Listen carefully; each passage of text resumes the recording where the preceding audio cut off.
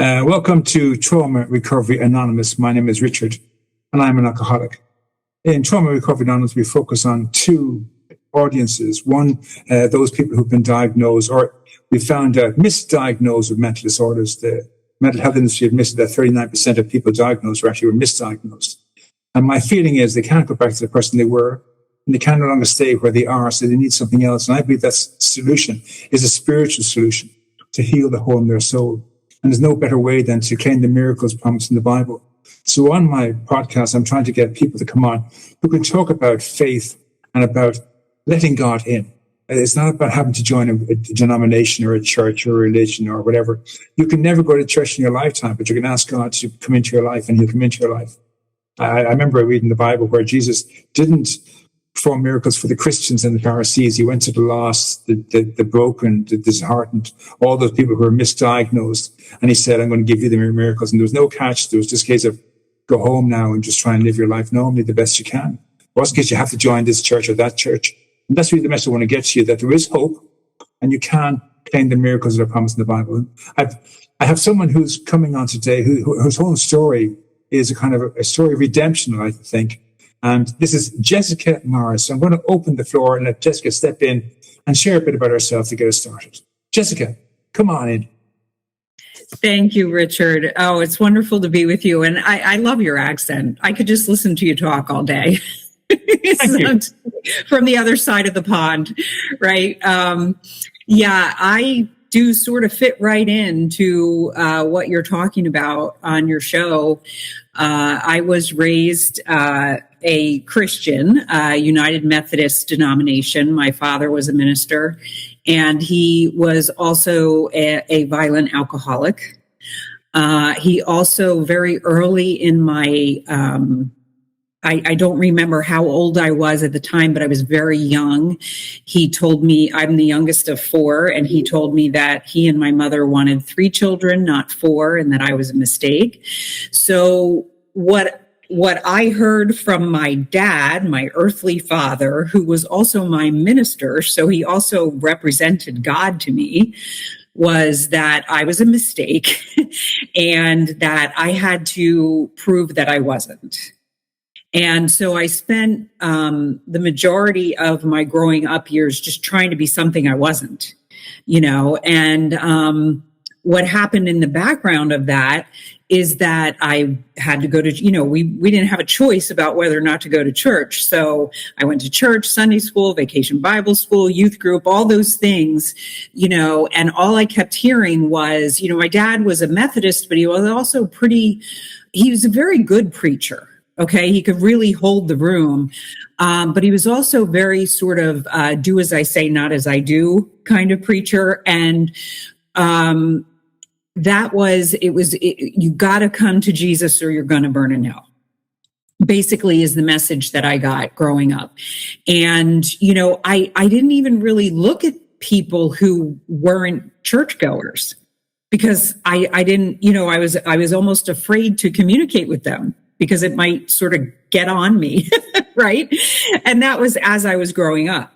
But then when I got into high school, you can only maintain that type of mask for so long.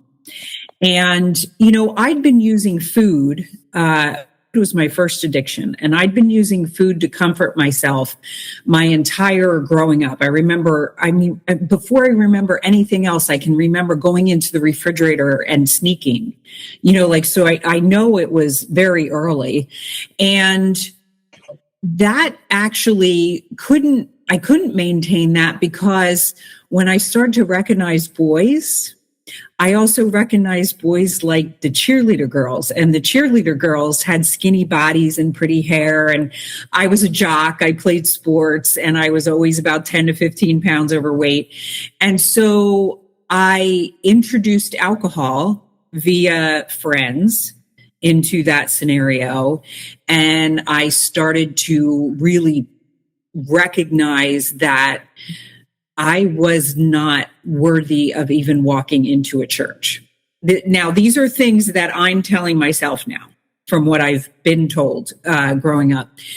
And the thing that I tell a lot of people, that actually when I was in seminary much later in life, and I shared my story with my classmates and my one professor, I shared that I never pulled away from Jesus, because this is the warped way my brain looked at the Father, Son, and the Holy Ghost, is that Jesus understood me because his father abandoned him and his father abused him just like my dad abused me. That's how I stayed connected. Now, that sounds really warped to me today. And at the same time, I'm so grateful for it because it kept me connected to Jesus, no matter where I went, no matter how far away from the church I went. I mean, I left the church when I was 18. I couldn't go back. I tried to go to other services with my sister or friends, and I would just cry. I'd walk into a church and I'd start crying because I knew I was such a horrible sinner. That's the voice in my head, because I was partying. I was waking up in people's beds that I didn't even know who they were. It was an awful place, but I also knew that I was a mistake. So it was like a self-fulfilling prophecy. And so that is probably more of an introduction than you were looking for. That was perfect. I'm going to give you a moment to catch your breath. No, that was beautiful. Okay. It really was. And I don't mean this I love horror stories. For my audience, people who suffer with moods, again, I was never into statistics in my life until I can remember doing my praying. I said, I'm not a member of any church. I was raised a Roman Catholic. I tried the Protestant, the Baptist, the Presbyterian, whatever, and the Anglican, and nothing worked for me. I didn't fit in. Like, it wasn't that they were bad. I knew people who witnessed to me who were most wonderful people, and they got it, but I didn't. I just didn't. I'm a member of 12-step recovery. I love meetings. I love going to meetings and meeting people that think like me. I love that. But I never kind of connected with people in churches. And it's not a bad thing. They're all good people. They're really loving people.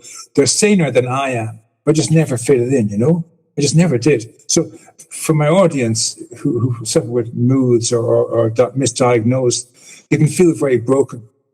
And the trauma that you have, or the misdiagnosis that you've had, or the mood, the belief that you're feeling is a mental illness, changes you, and you're not the person you were. So I tell my clients that your family of origin may not be your tribe anymore. There's nothing wrong with them. They're still a perfect fit for each other. But because you've changed, you no longer fit in with them. They're not bad people. They're not hurtful people. They're just a law unto themselves. They fit with each other perfectly. But when you're in their company, you feel so out of it. That happens an awful lot with people. And then, again, you pulling away from the church, and your sisters and your mum and dad are still vibrantly in it with your cousins and everyone else, I assume. The shame and the guilt, and for Christians, we use the word sin. I don't people who don't know, who aren't Christian, don't really like the word sin. But it kind of sums up just selfish, self-centered, hurtful things we do to ourselves and to each other. And it's a sin against God. And the problem is that God lies within us, not outside of us. I grew up all my life thinking God was in a big armchair, looking down on me from the clouds, thinking you a bad boy. And then I met this lovely Protestant minister, and he said to me, no, God lies within you, in your subconscious mind. And he's always there talking to you, but you have to meet him on his terms. And I'm kind of going, what? I can't just tell him what? No. On his terms, that you have a conversation with him every day, morning, noon, night. Sorry, I'm doing my witnessing now. So thank you very much for sharing your opening. Jump in there and tell me. I love in your profile, and what really attracted me was where you spoke about dying to your old self. And I think that's what we're getting close to that stage, maybe at the beginning of it. So talk about that, would you please? Yes, absolutely. For me, it started, I was 29 when I was finally desperate enough, I guess you could say, to try getting into recovery. And the reason that happened was because of a counselor I was seeing, who at the time, I had been to counseling for probably about 10 years. And in those 10 years, I pretty much used the counselors to blame everybody else in my life for all my problems. That's kind of how I did my thing. And I think those people, there were several different counselors in those years, and I think they helped a great deal to keep me alive. because I was suicidal. I mean, it was so dark. It was just very, very dark. And, because there was a lot of abuse, and I'm not going to go into all of it, but there was a lot of abuse in my childhood, and it just confounded everything I was already feeling. And so the counselor I was seeing when I was 28 and then turned 29, I really, really liked her. She was a former minister who had started a holistic counseling program that brought God into the picture, but you didn't have to go to church. And she was the first sort of reverend type person that I had ever heard say that. Like, it's okay if you don't go to church. And so we could talk about those things.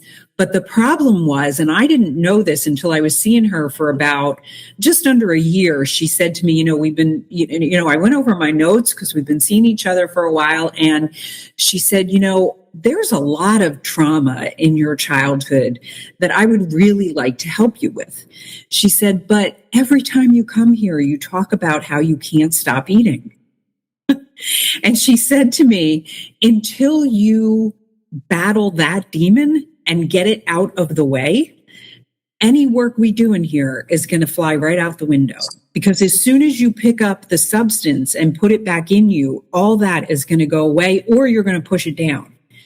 And so she suggested 12-step recovery. Now, here's where the problem was at that point. My father had been in recovery for his alcoholism at that point for about 5 years, and he was still kind of a jerk. And so I just assumed those programs don't work. Right? I mean, and I said that to her, and that's the beauty of how God works, is that for whatever reason, this woman he gave me, I trusted her completely. And I told her things that I never told the other counselors.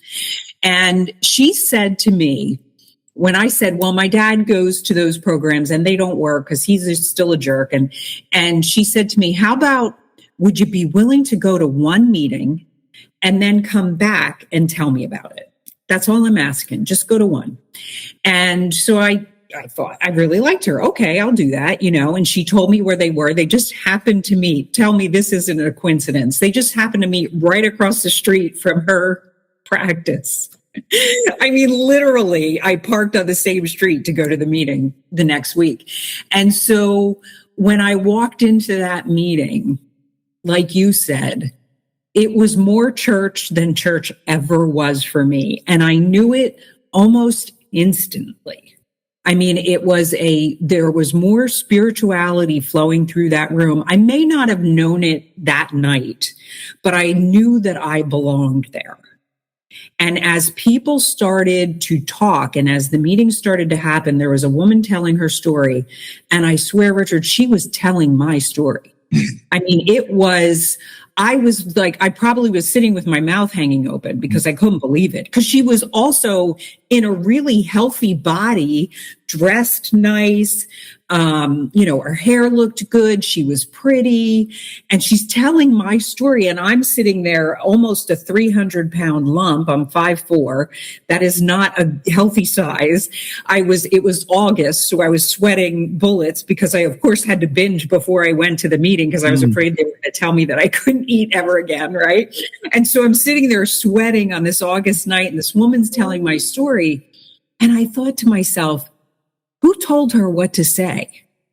Like, this can't possibly be coming from her. She's a thin, healthy, beautiful woman. How does she know this? Because she was talking about things I did in secret, like pulling food out of the garbage can or standing over a catering tray of food at work when no one was looking and just piling it. I mean, stuff like that. She's talking about those kinds of things. And then she started to talk about getting well. And people in the room are laughing with her. They're laughing about the process. And I was just like, what is happening? This is amazing. And I have to be really clear about this. I wanted to get out of there so fast. Even though I knew it was exactly where I needed to be, it scared the living daylights out of me. because it sounded like and it was just so much love in that room. I didn't know what to do with it. And I'll never forget this as long as I live. I was trying to run towards the door at the end of the meeting. And at the very beginning of the meeting, for people who don't know, usually they ask if there's any newcomers at the meeting. And then you just raise your hand and say your name and everybody welcomes you. And that's the end of that, right? Well, this is after this whole meeting. I've completely forgotten about the beginning of the meeting because everything that's happened. And I'm making my beeline towards the door. And this old lady that nearly kills herself trying to get across the room to me. And I hear her say my name. Like I said, seen her coming, but I turned and started to walk out. Like, I don't want to talk to that lady. And I hear her say my name. And I thought, my church upbringing, set in, and I knew I had to be polite and turn around. And so I turned around and I looked at her and she looked dead in my face. And she said, Jessica, please come back. Just come back. And this is the beauty, is that I went back the next week. Jessica, that's the miracle. I've got to mention, sorry, you brought so much for me. I remember my first meeting 38 years ago, the exact same thing. I love the fact you said there was more spirituality in the room than there was in the church. And that's nothing against churches. For people who are broken, when you can come into a room where everyone else is broken as well, and you think you're the only person, you come in, you find people telling your story. Like Jessica said, someone who's really stunning and looks like they hasn't got a problem in their lives. They came from the same place you came from. It really is powerful. So I know there's 14 12-step groups in the world today, and they're all over the world. You can go and make them in FaceTime, or you can use Zoom. They have Zoom meetings, so you can go from your own home. So if you're an overeater and you can't get out of bed, put up your laptop and look up Zoom meetings for OA, Overeaters Anonymous, and you'll come across a meeting and just go along and just listen. You can say, yeah, like Jessica, I'm a newcomer, and say no more and just listen to what people share. And you'll hear someone sharing your story. And the idea is when you hear someone sharing your story, ask them to be your mentor, your sponsor, and get them to take you through the 12 steps the way they were taken through. And if it's OA, if you've got codependency issues, there's CODA. If you're someone who clutters and stores stuff in your house, there's Clutters Anonymous. There's AA for alcoholics, there's NA for narcotics, there's CA for cocaine, there's GA for gamblers. There are 14 different 12-step programs that you can tap into. And you go there, no one judges you, and they'll help you to heal yourself. They're not like a therapist who listens to you moan and bitch about your families. It's where you go in and you've got to change you, because it's your perception. It's like, I remember my sponsor saying to me, you've got all these problems with your father, your mother, your two brothers, your two sisters, your colleagues, your class. The one common denominator is you. You can't be all them. You're the common denominator. You're the problem. And so you learn in these programs, and there's no fees, there's no dues. You may not even have an eating disorder, but you might have a beginning of an eating, or you might just feel that you identify with Jessica. Go to a meeting. They won't kick you out. They may say, okay, this meeting isn't for you. You can stay for a while, but maybe you want to move on and try CODA or Al-Anon. If you live with a dysfunctional person, like if you have a dad who's an alcoholic, you can go to Al-Anon. There's ACOA if you come from a dysfunctional home. And it's for children of, they say alcoholic parent, but it means any dysfunctional parent. If you live in the home with a dysfunctional parent, they teach you how to have healthy boundaries, just say no, all this kind of stuff. So the programs are phenomenal, and they're out there for everybody, and there's no strings attached. And no, you can give an alias if you want to. You can even say, my name is John when you're Richard, and say, my name is Joe when I'm Jessica. They don't care. It's all about you being honest with yourself when it comes to hard work. Sorry, Jessica, I want to just throw that in there quickly. And it is a miracle. When you have the experience the first time, it's not therapy, you're not paying for a therapy session, you're not getting honest approval. You get to go in and sit in a room for an hour. They give you a cup of tea and probably a biscuit. You get a sit, maybe not in OA, you don't get a biscuit, but in most places you get a cup of tea and a biscuit or something. You sit and you listen. You can say, I'll just listen today. You may listen for the first 3 months. That's okay. When you're ready to speak, you're ready to do the work. Sorry, pass it back to you, Jessica. Thank you. Yes. Please don't apologize. I agree. Everything you said, beautiful. And that really was the turning point for me, even though at the time I didn't really know it, but that was the turning point for health for me and for finding my way back to the God that I knew before I was born. That's beautiful. Yeah. And it's that God is the same God, amazingly, that my father preached about. Okay. However, everyone's journey is their own. And that was something that I needed to really embrace. I had to learn from those broken people that it was okay to not pray to the God of my childhood. That it was okay to use the collective consciousness of the people in the program as my higher power. And so for a very long time, I whenever anybody said God, the word God, I heard good, orderly direction. So my higher power was simply good, orderly direction. So wherever that came from, whether it was someone else in the program, a counselor, a friend at work, or, whatever, it was when someone gave me good, orderly direction, I needed to stop, listen, take it in, and decide, am I going to go that way or am I going to go this way? And this way, they say your mind is like a bad neighborhood. You should never go in there alone. You're going to get mugged. That is the reality of who I was when I went in my mind by myself, whether it had to do with the addictive substances in my life or my relationships or whatever. I always messed it up. I thought I was doing what was best for me or what I wanted. It never was. I was very self-centered. Like you said earlier, sin is a selfishness. It's a self-centeredness. It's a separation from God's will. It's a separation from what God wants for me. And someone who may be listening to this now thinks that, I hope you don't think that I sound preachy, because the last thing in the world that I want to do is sound preachy, because basically what I'm sharing is my own experience. And that's the beauty of these 12-step recovery groups, is that people share their experience and you can tap into that, and then you can have hope and you can know that it could work for you too.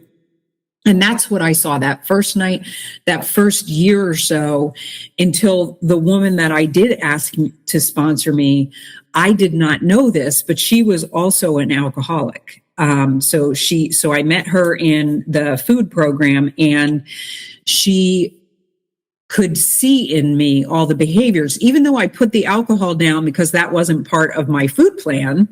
So I put it down, but I was what they call stark raving sober. I was a lunatic because I was still just like, sort of running on this massive self-will to stay clean.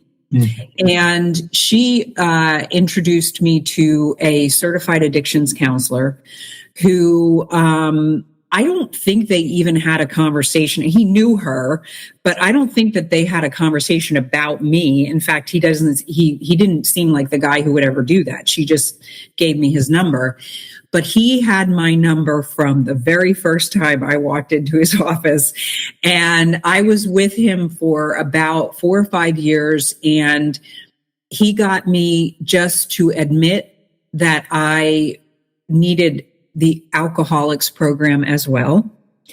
And I sat in that room for about a year, just comparing myself out. I compared everybody who shared their story. I was like, well, that's not me. Well, that's not me. That didn't happen to me. That didn't happen. Because I didn't want to be like my father.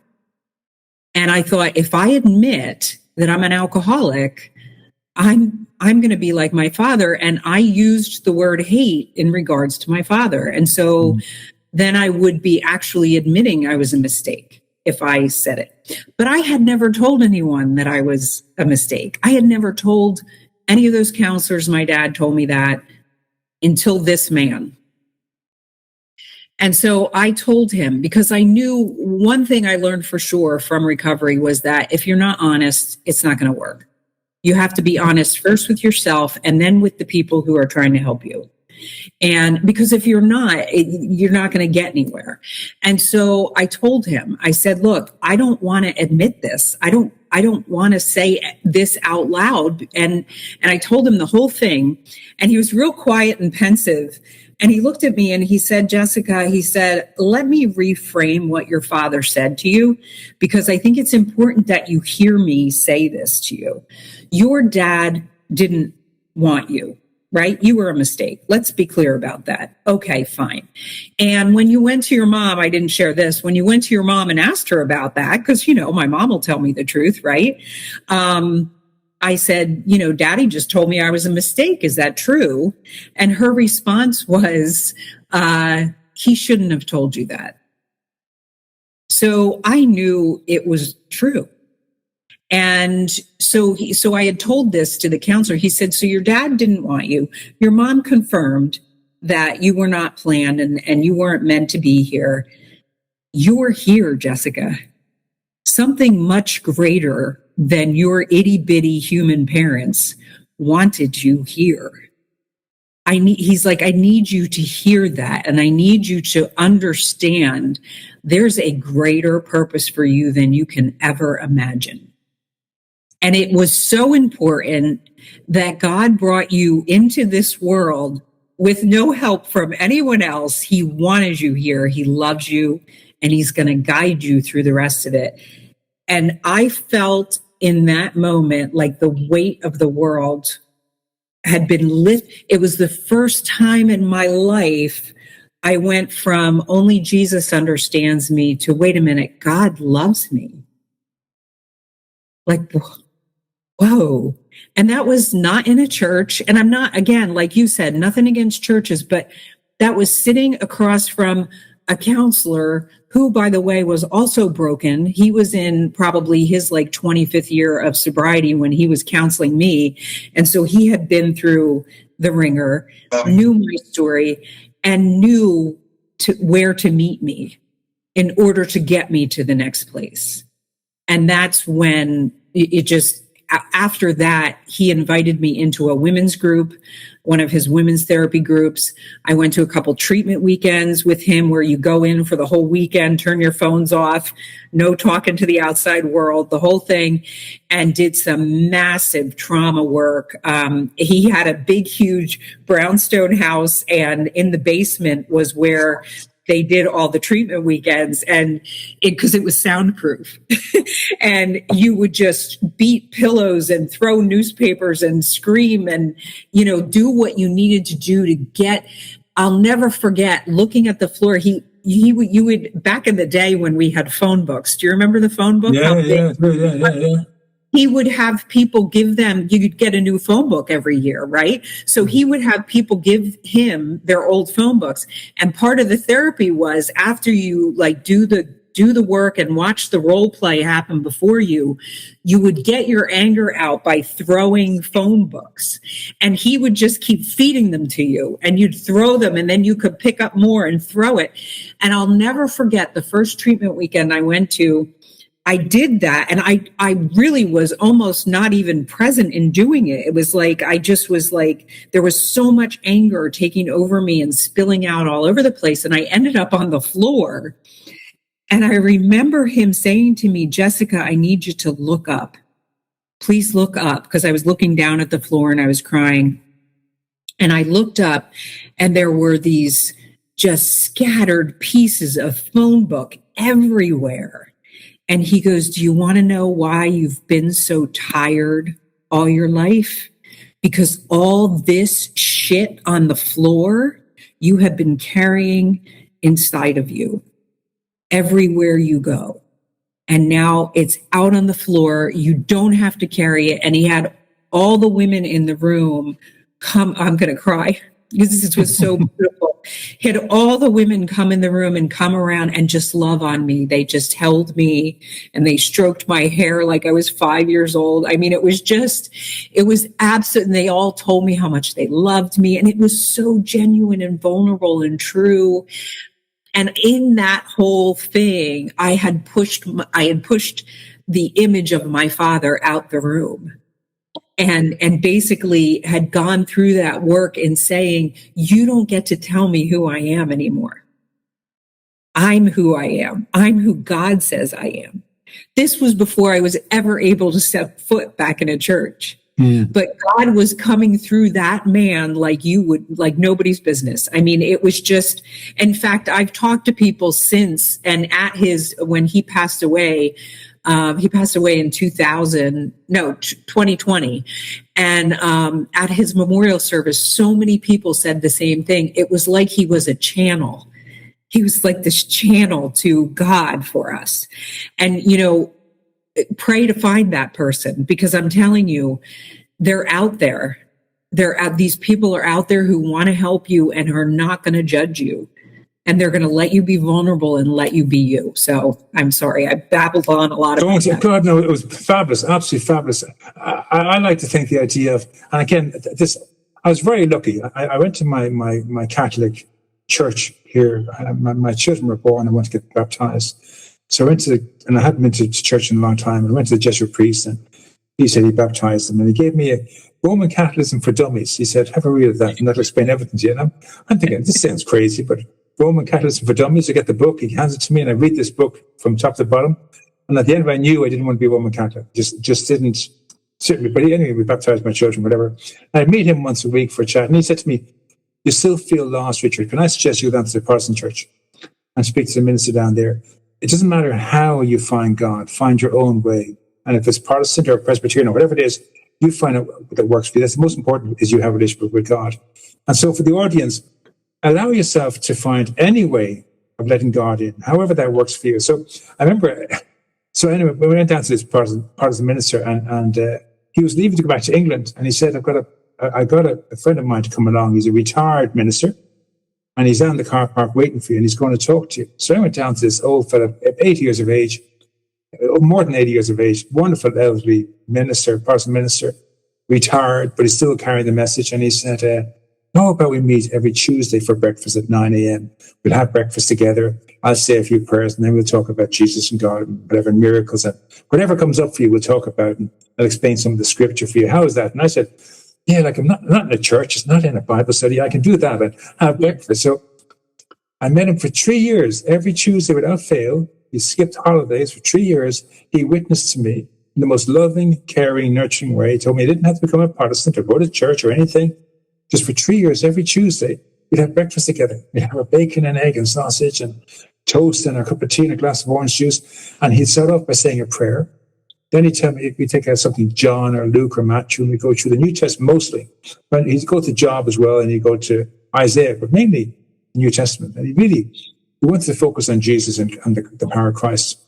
So like 3 years of the New Testament was wonderful.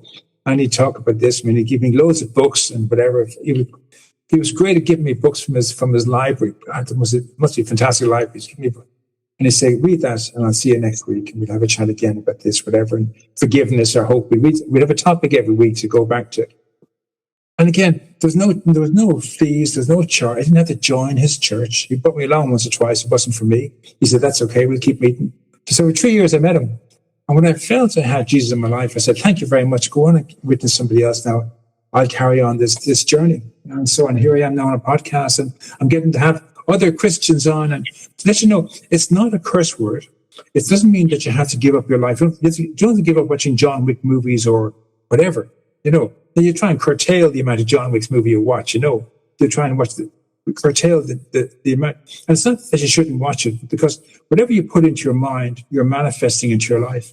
So if you're watching loads of sex and porn, you're becoming a person who has no respect for women. That's what's happening. Whether you like it or not, if you're watching loads of sex and porn and women being seen as being less than and being walked all over, that becomes your nature if you watch too much of it. If you're watching loads of violent movies, then you become a violent person. So the idea is we're trying to reduce that amount of watching and start watching things that are happy, joyous, and free. Maybe you don't watch the Bible or read the Bible, but start watch movies about love and about forgiveness and redemption. And as more you start watching those movies, you start feeling more loving, more empathetic, and more redemptive. I think that the word is, if there is such a word, you become more redemptive. And Jessica, I'm loving your share. It's absolutely phenomenal. We've got more to go. Really is powerful stuff you're sharing. I love every bit of it. Please continue. Well, it's interesting. I love how you stop me and share, because it's bringing up more for me. As you're sharing, I'm thinking about how God just so beautifully brought different people into my life at different times. When I finished the work with that counselor, right around that same time, is actually before I finished that work, it was in the same year, there was a new chaplain hired where I worked. I worked on a college campus, and they hired a chaplain for the students, basically. But he did things for alumni events, and I planned alumni events. And so I met him. The first time I met him, I called him and I said, would you be willing to come do the invocation for this event? He's like, sure, and I did not know, I didn't do any research on him ahead of time. I didn't know that he had previously worked in the library, so he knew people, but I didn't know that. So I thought, well, he doesn't know anybody, so I'll sit him next to me. And then he'll feel more comfortable because at least he's talked to me. So I ended up sitting next to him through the whole thing. And it was early recovery. I want to say I was about in my 5th or 6th year recovery when I met him. And I was, of course, OCDing out the butt at that event. Like, is everybody happy? And I was just like a chicken with my head cut off through the whole thing. And he was very kind. And, we had some small talk and everything. And I got back to my office and I had this one folder that I was carrying around with me everywhere. And I opened up the folder and there was his little nameplate, that they put the little nameplate out, and I turned it over and it said, Jessica, you did a phenomenal job today. Thanks so much for including me. And then a little heart and then just his first name. It just said, love, Paul. And I was like, oh, wasn't that nice? But of course, in the back of my mind, I thought, I wonder what he wants. Because I right away judged him because he was a man of the cloth, right? And so about a month or so after my first meeting with him, I was breaking up with a boyfriend. And which sounds funny because I was in my 30s. So I don't know if he was a boyfriend as much as he was just a friend. But I wanted to get married. I wanted to have a life with someone. This was a wonderful man that I had met in recovery. Very fun. But he was clearly still in love with his ex-wife. Okay. And the counselor I was with at the time helped me to see this. But I was really struggling with, why would God do this to me? Why would God make me break up with this guy? You know what I mean? He's a really nice guy. It wasn't like he was beating me up or anything, And so God comes into me and does things for me I can't do for myself, because never in a million years would I think to go, oh, I should call that chaplain and ask him about it, But here I found myself on the phone calling him and saying, do you ever talk with people who aren't students? And he said, sure, come on over. That was the beginning of a 20-year mentorship that God put that, I'm going to cry again. God put he put the dad in my life that I had always wanted. And Paul was not, Paul was probably about, I guess he could have been my dad. I think he was about 19 years older than I was. But he never treated me anything other than a friend. He never acted like he knew more than me. He never acted like, in a condescending way. He never told me I had to go to church. He sat with me. We ended up going from sitting in his office talking to meeting for lunch and just sitting like you with the breakfast thing, like just sitting there and just having these long conversations over lunch about God and my desire to seek God more. And he just started naming books, and I'd go on Amazon and I'd buy them. And the first one I read that just blew my brain to pieces was Viktor Frankl's Man's Search for Meaning. Yeah. And that was it. I was off and running, and I just was like, give me more books. Tell me more books. And within like the first 10 years of knowing Paul, I was looking into seminaries because I wanted to go and I wanted to learn the things that I had learned incorrectly in church growing up. Like that's what my thinking still was. Like my dad was still wrong, And what I learned when I was in seminary is so much forgiveness for my father. After all that work I'd done, it's still like, and after even saying the words to him, I forgive you, right? Because I was able to have that conversation with him. the real forgiveness didn't set in until after he had passed away. My dad died in 2007. I started seminary in 2014. So I didn't have much a relationship with him towards the end of his life. I was able to make the amends to him. But I remember sitting in seminary and recognizing, here I am, a 44-year-old woman who has been through college, has been through about 15 years of recovery, in a much different place in my life to be able to confront these new learnings, right?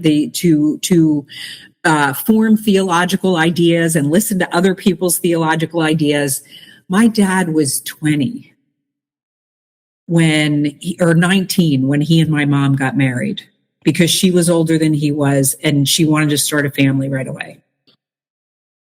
He then went to seminary and he was a baby. He was just a baby when he was thrown into grown-up life. Now I'm not excusing him, okay? I'm not excusing anything that he did or said or the things he put in my mind, not excusing that. But when I started to understand who his parents were and the genealogy of alcoholism that I came from, I understand my dad today. I get why he was the way he was. I get he probably told me I was a mistake, because my guess is, I remember where we were when he said it. It was the end of the day. He probably had one of those days that ministers have. Yeah. Came home, all he wanted was a drink and quiet. And here was this little bratty kid, bounding around the dining room, and he just wanted me to go away.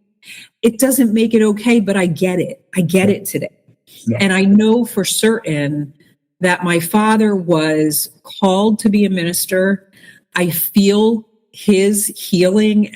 Some people might think I'm crazy, but I feel his healing coming to me in the spiritual realm. I feel him guiding me sometimes. There was a period of time I had breast cancer and I was going through it, and my husband was wonderful through it. But there was this one appointment he couldn't come with me. And it was after the surgery. So I had a double mastectomy and I didn't get the reconstruction. So I was feeling just like, oh my gosh, my life is over, right? I'm a woman. I have no breasts now. Like, who am I, right? And I'll never forget this. I went into the appointment head down, and it was an okay appointment. The girl was fitting me for the prosthesis and all that stuff. And as I was walking out, they had all this artwork from lining the hall where you walk out to the parking lot that was done by cancer patients who had been in during chemo. Okay. And there was this one, and it was just these sea turtles. And my father always was part of a turtle society when he was like a turtle club where they be comfortable in your own skin or in your own shell was their thing. And so it was these turtles, and above it said, just take everything one step at a time. And I knew in that moment, my dad was walking with me down that hallway. For me to accept that is a miracle. It's a miracle that I went from hating my father to recognizing him in some chemo patient's painting in the moment that I need him most, right? In the moment that I need my earthly father more than any other time, because my husband can't be with me. That strong masculine energy that took me to every appointment. He had a work thing. He couldn't be with me. It was so beautiful. And the only way that opened up in me was because the addictions were put down. The self was put down. I was in seminary during this time, and I actually was starting, and you had asked me about being reborn, and I kind of went off on a tangent, so I didn't even get there. But I was starting that whole process of creating my thesis where I was talking about being born again and what that looks like. And That's how it happens. It doesn't, movies are beautiful. They help us, but it doesn't happen in 2 hours. Oh, no. It I'm takes going time. to stop you for one moment. I don't think it'd be boring, but I wanted to say one thing. You got to face up to your dad and to forgive him, and which is really cool. I know many people don't have the opportunity, or maybe don't want the opportunity of actually forgiving their abuser. I was taught that in God's eyes, if I can give my wrath to God and forgive him in that way without ever facing them, it's not safe for me to face my abuser. But if I say to God, okay, God, this person who hurt me, and I name them out loud, I forgive this person unconditionally, freely, and I want them to be happy, joyous, and free in their lives, the rest of their lives. And say that prayer 10 times a day for 30 days until such time as I'm no longer triggered anymore. It means they've left the building.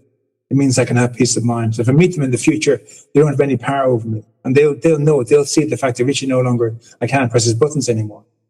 It won't be that I'm afraid of them or I don't care. I know what they did to me. It was wrong, but I've given my wrath to God. Now, the Bible tells you this. I love this bit. No one ever told me this before. God says, we have two choices. You can either hold on to the anger yourself, and at the end of your days, because you held on the anger, he'll take it into heaven, your abuser, because you held him accountable on this earth. But if you give your anger to God, you give your wrath to God, and forgive him on this earth, when he dies, he will go to hell for all eternity and 7 generations of his descendants. Now I remember I spoke to this to another minister one time. He said to me, can you imagine if you got to take this guy to court, and like maybe he's in his 70s or 80s and they can't put him in prison, he's too old, and the prisons are too full, so they put him on a house arrest for 6 months.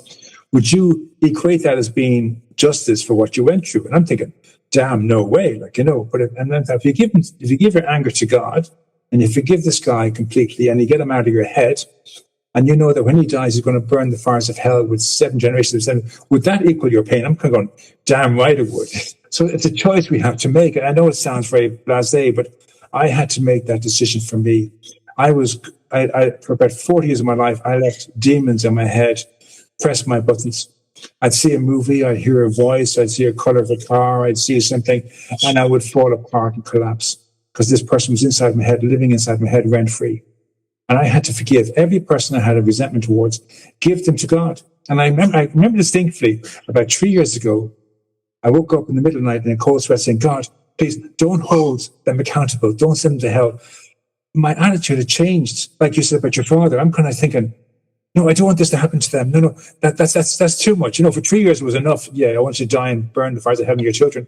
But I'm thinking, no, I don't want that to happen to your children. Like they're innocent of your thing, and maybe you've changed. I don't want this to happen to you. So the whole idea is to remove them from your brain so you can have peace of mind. And you do that by forgiving them and praying for them. You do that every single day, 10, 20 times a day for 30 days. And before you know it, they don't have any power over you anymore. Whether it's a mother or a father or a grandparent or an aunt or an uncle or a boss or a colleague or a partner, a narcissistic partner, whoever it is, if you keep praying for them and wishing them the very best that you want for you to give to them, one day they lose the power over you. Yes. So, Jessica, thank you very much. We're coming towards the end, but I don't want to finish. Tell me about changing yourself now. Tell me about that part of your program.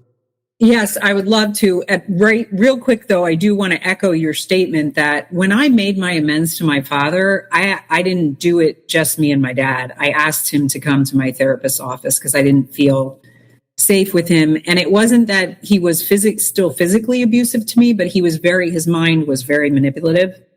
And I just didn't want to be alone with him. So I want to echo that. Yeah, definitely. Be careful about how you do it. Take direction from people who are either professionals or who have done it before you. Yeah. In regards to the whole born again idea, I remember when I was growing up, my dad making fun of the born again Christians, the hippy dippies, he would call them, and, when I was in seminary, I was sitting in Intro to New Testament class, and I had this moment towards the end of the semester where we were talking about the book of Revelation, and my professor, who was very academic, he was not a reverend, he was a PhD, and he was telling us all the academic theological angles to the book of Revelation. And he said one of them was that there are a lot of people who think that this was really just a symbolic way for the Apostle John to talk about what Rome was doing to Israel, to the people, to the Jewish people. And so all of it was symbol of, like, the monster was the Roman Empire, that, you know, like, and I was sitting there thinking to myself, wait, what? You know, like, because in the movies I'd seen and the things I'd heard at church, Revelation was, this is how the world's going to end, and you're going to burn in the fiery pit if you don't get on board, right? And so I'm sitting there, and I had this moment where I thought, well, wait a minute. All semester we've been talking about how Jesus spoke in metaphor. He shared parables. He spoke in symbol. Always look underneath what he's saying for the real message. And then I was flashed back to something that I had repressed pretty much since the night it happened, where Jesus had come to me. This was about 6 years before I got into recovery, and I was at a party, and I was just living a life of debauchery, basically, to sum it up. And I was just unhappy because all my friends were getting married and hooking up with guys and having good jobs. And so I was outside by myself, smoking a cigarette and just yelling at God and telling God off. And I went from, it was a freezing cold January night. I went from being freezing to this, like, enormous warmth that sort of just washed over me. And this knowing that if I turned and looked to my left, Jesus was standing right there. And not Jesus, a ghost, Jesus, the body of Christ. I could wrap my arms around him and hold him. And I went from this warmth to terror immediately and ran back into the party. And I had repressed that moment until that I was sitting in that class. So we're talking like almost 20 years later now. And in that moment in class, I realized that the years between when that happened and when I got to recovery were the years of my weeping and gnashing of teeth, where Jesus says, you know, there will be weeping and gnashing of teeth for those who do not follow me. And he gave me the opportunity, and I chose debauchery. And those years, those were the most suicidal years. They were the darkest years. Those were the years when the friends all just kind of dispersed. I mean, people couldn't even be around me anymore. My sister had told me she's not going to sit and watch me do this to my life anymore. She was my best friend, you know? And I mean, like, that was that time. And so I'm sitting there in this class, and I wrote down on the margin of my book, what if when Jesus was talking of his second coming, he meant he was going to come just for me? What if he meant he was going to come just for each one of us? What if he's already here? Like, and I'm getting chills telling you that. Like, I started getting chills all over my body. I remember I went over to the library after the class, and the tulips were like, it was like I could hear the tulips singing. They were like, it was a beautiful sunny day, and they were like, ah! You know, they were singing hallelujah. And I knew I had to follow this. And not long out, it was probably a year after. No, it was 2 years after that, because the cancer thing happened in between all that. And I kind of snuffed it out, because if anybody hears me say this, they're going to think I'm crazy, right? But then it wouldn't stay in me anymore. And I said it to a professor, and he said to me, it sounds like you're talking about eschatology. And I'm like, well, what the heck is that? And he said, well, it's a long word for the study of the end of time. That's it. That's the study of the end times. And so I did a directed study with him on that. And he led me to that place in the Bible that I always pushed away from, which is when Jesus says, you must be born again. Yeah. And I did not want to go there. Excuse me. Sorry. I'm getting so choked up telling you this. I did not want to go there because I didn't want it to be that, because I was afraid of it. But it was my story. It was everybody's story that I had met in recovery. Whether they knew Jesus came to them or not, he did. Because the joy that you find in those rooms is rebirth. It is rebirth. And it doesn't happen overnight. You must do the work. You must follow. You must take the direction of those who've gone before you. Sorry, my voice is cracking. But this is what happens when I start talking about it. I get very emotional because had I not been clean, had I not put the substances down and followed the direction of those first people, I never would have been sitting in that seminary class to have received that message. I would not have been open to remembering that moment when Jesus said, "Come to me," and I ran from him because I couldn't look at it because I was so ashamed. Fabulous stuff. I had no shame anymore about it. I find that very much same. But when I go, my man who I made breakfast, his name is Paul also. Oh my goodness. Yeah, I'm thinking, God, how does this work? Paul, both the and then your Paul and my Paul. It's like there's a sign here somewhere and all that, But I love your testimony about this. What really got me was the fact that I was a kind of a non-confident Christian, so I wouldn't pray and I wouldn't do any of this. And then you always know God puts you in places for reasons. So a friend of mine died who I knew and I was very fond of. And I was asked to speak at his service. And I didn't feel confident to speak. So I got Paul to come along and speak on my behalf. And then about a year later, the other old fogey I'm very fond of, he died. And they contacted me saying, would I speak at his, that he asked for me to speak at his funeral. And lo and behold, I stand up and I'm not a theologian, I'm not a pastor, minister, priest, or anything, and I'm getting up and speaking about this, about God and his passing and where he's going to, whatever. And I didn't know, but he started attending a Bible study and late in his recovery. And in the last year or two of his recovery in AA, he started studying the Bible and wanting to know God. And so I got to celebrate his funeral. My wife came along and my kids, they all dressed up, they watched me doing this, and it was really cool. But it was like God made this happen. And Byron Katie is someone I used to listen to an awful lot. Really powerful. And she talks about it is what it is. So basically, if you're in a situation, God put you there, whether it's good or bad, he put you there for a reason. And if it's to suffer redemption, that you're in the ashes, so you can rise out of the ashes, there's a reason you're there. And I believe those of us who are broken, all those who are in 12-step recovery, all those in my audience, God chooses us as his warriors. We're the ones that make a difference. Everybody else gets on their lives and they're doing their ordinary thing, but he chooses the people like Jesus did, the lame, the dead, and whatever, and he raised them, and they go on to achieve. I mean, Paul was like, not just as Paul, not my Paul, but Paul in the Bible was a ruffian. Like, he used to hunt down Christians and all this kind of stuff, and he was a really bad guy. And God chose him in his hour of terrible, what he's doing to Christians, and throwing them to lions, whatever, to suddenly become probably the greatest disciple ever.